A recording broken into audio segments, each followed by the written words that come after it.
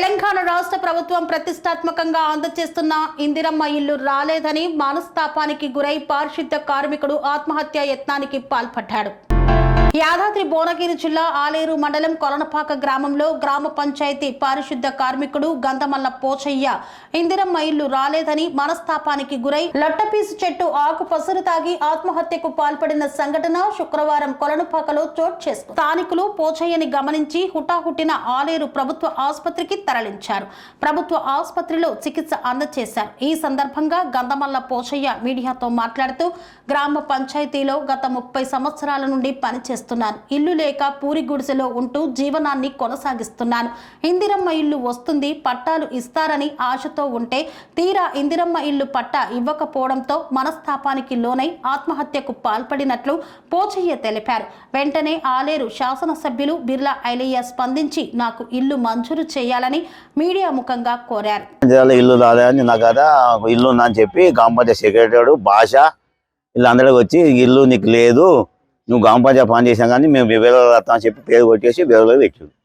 అలా ముంగనే సెక్రటరీ వాళ్ళు వచ్చాడు, మా తక్క వెళ్ళలేక ముగ్గు పోతున్నాడు. నా పేరు ఎందుకు రాలంటే నీకు రాదు, యాదా వేసుకొని తీసుకోపమ్మని చెప్పి భాష ఇలా అంతే పేరు కొట్టింది. వాళ్ళ మీద మీ మీద మంద అవుతుందని చెప్పి అలా లొల్లి పెట్టినా నీళ్ళు ఇప్పినా గ్రామ పంచాయతీ కాడ మంద అయినా గ్రామ పంచాయతీ సిబ్బంది వాళ్ళ మీదే ఉంది కథ అంతా. వేరే నీళ్ళ 30 ఏళ్ళ కింద పని చేస్తున్నావు సార్, నీళ్ళకి వచ్చిందంటే నీకు గుద్దవలసి ఉంది.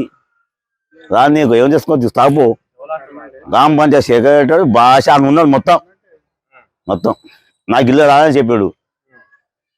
అంటే నేను చేసుకొని మా మంది అయినా గ్రామ పంచాయతీ కానీ తగిన మందు సార్ కూడా ఫోన్ చేసిన. నేను సఫాయి పని చేస్తా కానీ నీళ్ళ మీద పెట్టిందా నీళ్ళ కూడా చేయను.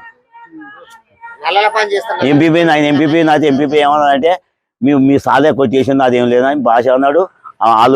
వాళ్ళు సాలే కొట్టేసిన పేరు నాదేముంది,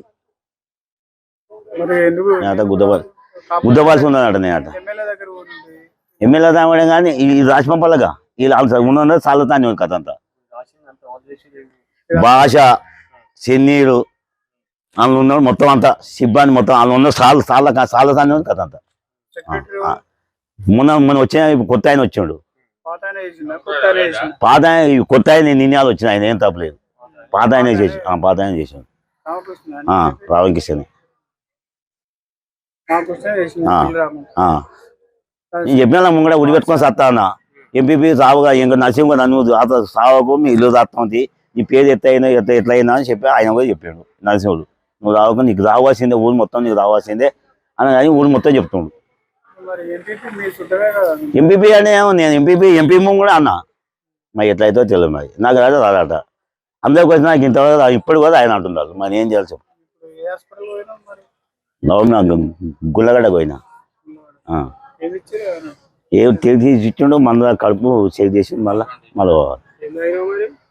ఇల్లు వస్తుంది అని ఆకు దాచుకో లోటు పేసి ఆకు దాస్తుంది. దానికి తాగిన మాట సాయం లోపలికి గొలుకోసి పెట్టింది, పైకి పెట్టింది.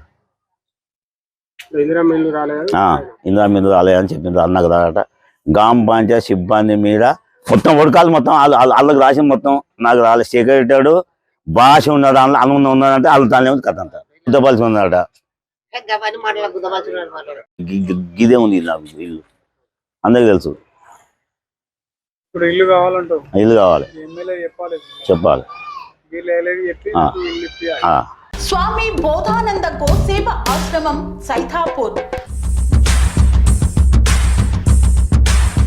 జ్యోతిష్యం, వాస్తు శాస్త్రం మన పూర్వీకులు మనకిచ్చిన వరం. దుర్గాదేవి, కాలభైరవ ఉపాసనతో వాక్సిద్ధి పొందిన శ్రీ శ్రీ బోధానందగిరి స్వామివారు మీకు ఎలాంటి సమస్యలున్నా, వాటిలో ముఖ్యంగా ధన నష్టం, ఆరోగ్య నష్టం, భార్యాభర్తల మధ్య గొడవలు, ప్రేమించుకున్న వారు దూరం అవడం, ఎన్ని సంబంధాలు వచ్చినా పెళ్లి ముడి పడకపోవడం, రోడ్డు ప్రమాదాలు, అప్పుల బాధలు, వ్యవసాయంలో నష్టాలు, పెద్దల మాట పిల్లలు వినకపోవడం, ఆరోగ్య శాంతి, గృహశాంతి, మనశ్శాంతి లేకపోవడం, ఇలాంటి సమస్యలు ఉన్నట్లయితే ఒక్కసారి స్వామీజీని కలవండి. మీ సమస్యలకు తగిన పరిష్కారాన్ని పొందండి. అంతేకాక అన్ని రకాల వ్యాధులకు గోపంచకవ్య మరియు మూలికా వైద్యం చేయబడును. నమ్మకంతో రండి, ఆయురారోగ్యాలతో వర్ధిల్లండి. మా అడ్రస్ స్వామి బోధానంద గోసేవ ఆశ్రమం, సైదాపూర్, వీరభద్రస్వామి గుడి దగ్గర, యాదగిరిగుట్ట. సంప్రదించవలసిన నెంబర్ 9849213754 మరియు 9618034138.